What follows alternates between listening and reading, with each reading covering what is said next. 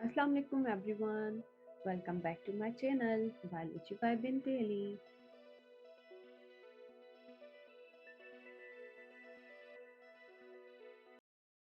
Cell wall.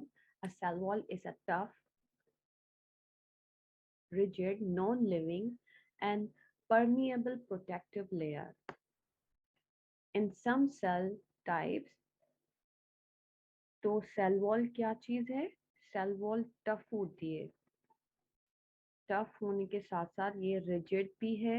याद रखिएगा ये नॉन लिविंग है, और नॉन लिविंग हम इसको क्यों कह रहे हैं, क्योंकि डिवीजन जब होती है सेल की तो सेल वॉल डिवाइड नहीं होती। इस वजह से हम कहते हैं कि इसमें कोई भी लिविंग प्रॉपर्टी नहीं है, तो सेल वॉल क्या हो जाती है? Non living. And permeable protective layer, permeable protective layer से मुराद है, परमिएबल हम कहते हैं हर चीज को अलो करने वाली, चाहे वो सेल के अंदर एंटर हो रही हो या आउटसाइड सेल जाए, मगर सेल वॉल उसको जो है वो रोकेगी नहीं, क्योंकि ये परमिएबल नेचर रखती है।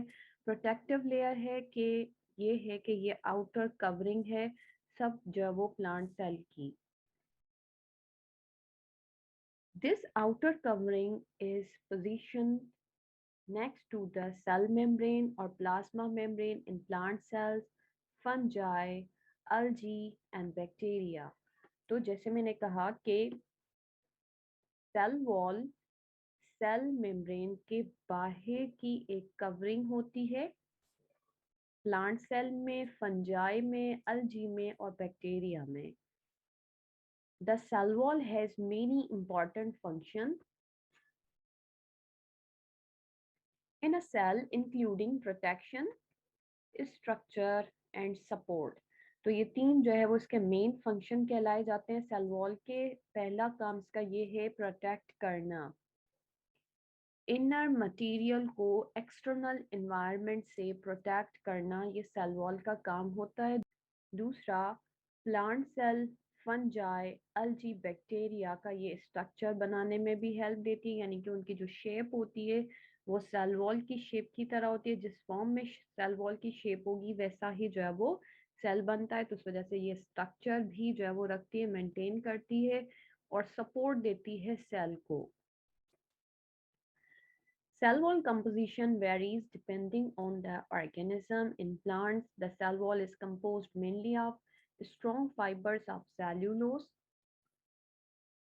तो प्लांट सेल में हम पढ़ चुके हैं चैप्टर नंबर 2 में कि ये जो है वो सेल्यूलोज की बनी हुई होती है। Bacterial cell walls are composed of a sugar and amino acid called peptidoglycan. तो बैक्टीरियल सेल वॉल पेप्टाइडोग्लाइकान की बनी हुई होती है, और पेप्टाइड वर्ड जो है वो प्रोटीन से लिया गया है, यानी कि जैसे इधर लिखा हुआ है amino acid, glycan that means के शुगर। तो इस वजह से हम शुगर और अमाइनो एसिड के कॉम्बिनेशन, यानी कि जो ये कॉन्जुगेटेड मॉलिक्यूल बनता है उसको हम पेप्टाइडोग्लाइकान कहते हैं। The main component of fungal cell wall are chitin, glucans and proteins. तो मेन जो कंपोनेंट्स हैं फंगल सेल वॉल के वो है काइटिन, ग्लूकान्स एंड प्रोटीन्स। तो इस तरह से ये तीन जो है वो डिफरेंट लिविंग ऑर्गेनिजम्स थे, और उनकी सेल वॉल भी डिफरेंट मटेरियल की बनी हुई है। In plants, the cell wall is composed of cellulose. It may consist up to 3 layers that help to support the plant. These layers include the middle lamella, the primary cell wall, and the secondary cell wall.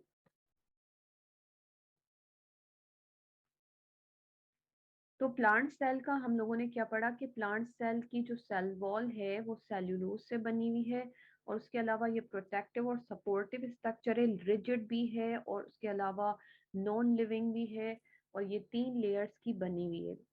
First है middle lamella, second cell wall, primary cell wall, secondary cell wall. तो ये हमारे पास जो है वो 3 तरह की layers बन जाती हैं प्लांट्स के सेल वॉल में। first middle lamella. It separates one cell from another. It is a thin membranous layer on the outer side of the cell and is made of a sticky substance called pectin and cellulose.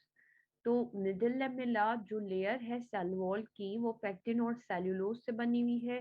इसका काम है दो sales को separate करना।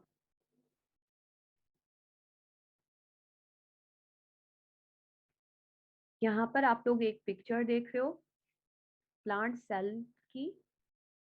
ये एक cell ये रहा, second, third, fourth, fifth, sixth and seven. यहाँ पर मल्टीपल सेल को शो किया हुआ है, उसमें ये मेजर सेल जो है वो शो किया हुआ है, यानी कि सेंटर को हमने जो है वो फोकस किया हुआ है। हम इन दोनों बाउंड्रीज को स्टडी करेंगे इस वाले पिक्चर में। तो मिडिल लेमेला की डेफिनेशन हम लोगों ने क्या पढ़ी कि ये दो सेल्स को सेपरेट करता है। दैट सेंटर ब्लैक लाइन, ये जो आप इधर देख रहे हैं, हर सेल के जो है वो दरमियान एक सेल ये रहा, एक ये रहा, तो इन दोनों के दरमियान भी यहाँ पर ब्लैक लाइन बीच में जो है वो नजर आ रही है, इसको भी हम मिडिल लेमेला कहेंगे। फिर इन दोनों के दरमियान, फिर इधर इन दोनों के दरमियान ये रही। इस पिक्चर में ये वाली जो पिक्चर है, यहाँ से ये वाला सेक्शन थोड़ा क्लोज करके दिखाया हुआ है। That central line is called middle lamella, जो कि पेक्टिन और जो है वो सेल्यूलोज की बनी हुई है। इसका काम है दो सेल्स को सेपरेट करके रखना। Primary cell wall, it lies on the inside of the middle lamella and is mainly composed of cellulose.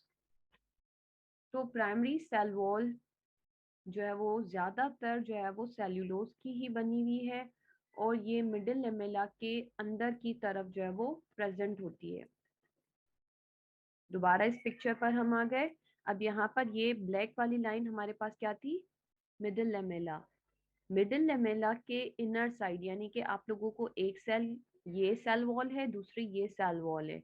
Middle lamella इन दोनों सेल्स की सेल वॉल को सेपरेट कर रही है, यानी कि दो सेल्स को सेपरेट कर रही है। उसके बाद जो पहली वॉल बन रही है, यहाँ पर आप लोग देखें, यहाँ पर भी ये फॉर्मेशन है। इधर इस पिक्चर में ये क्लियर शो किया हुआ है, that portion is called primary cell wall.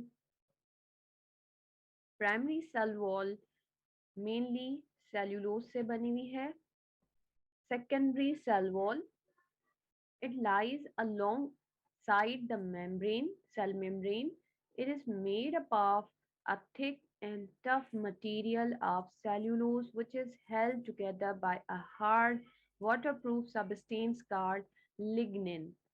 तो सेकेंडरी सेल वॉल जो कि टफ और थिक मटेरियल सेल्यूलोज से बनी हुई है, मगर उसके साथ साथ इसके पास एक और मटेरियल है जिसको हम कहते हैं lignin. It is only found in cells which provide mechanical support in plants. तो लिग्निन सिर्फ और सिर्फ प्लांट सेल में होता है जो कि इनको मैकेनिकल सपोर्ट जो है वो दे रहा होता है। Some cells of the xylem like tracheids and vessels, तो ये सपोर्टिव सेल हैं, ट्रांसपोर्टिव सेल हैं, जिनमें जो है वो इस तरह का कैरेक्टरिस्टिक जो है वो बनता है।